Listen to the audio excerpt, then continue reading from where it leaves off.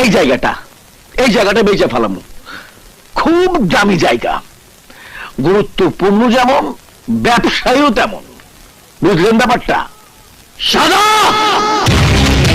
ওই জমির দিকে যে হাত বাড়াবে তার শরীরে হাত বলে কিছুই থাকবে না। যে লোভের চোখে তাকাবে সারা জীবন তার চোখ বলে কিছুই থাকবে না। ওই জমি দখলের কথা যে বলবে তার জিহ্বা টেনে ছিঁড়ে আমি জুতার সোল বানাবো। আরে এইটা ঠিক দোস্ত, ওই জমি আমার, তুই নিজের চোখে আমার দলিল দেখছস। আরে রাখ তোর দলিল।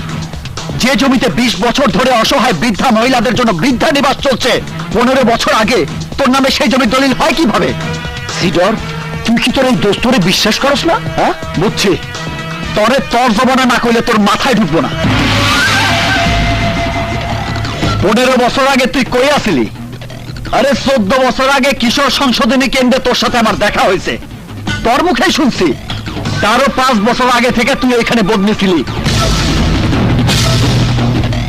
তাহলে 15 বছর আগে তোর নামে দলিল হইল কিভাবে? ওই মিয়ারা জাফর, ফট ফট ফট, নইলে সিডরের তাণ্ডব দেখাই দেব। কামটা তুই ভালো করলি না সিডর। তুই তো জানস নাম আমার সাদা কিন্তু ক্যারেক্টার লাল। তুই যখন দোস্তির মানই রাখলি না, দোস্তির মান দোস্তির জায়গায় ঠিকই থাকবো। আরে দোস্তি জিন্দা থাকে কলিজার ভেতর, আর মিথ্যার উপর বাইচা থাকে দুশ্মনী। সত্য মিথ্যা বুঝি না।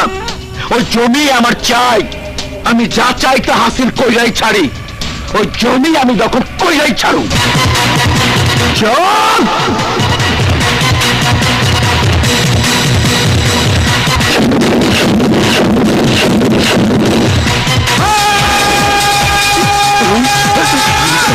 ওই জমির দিকে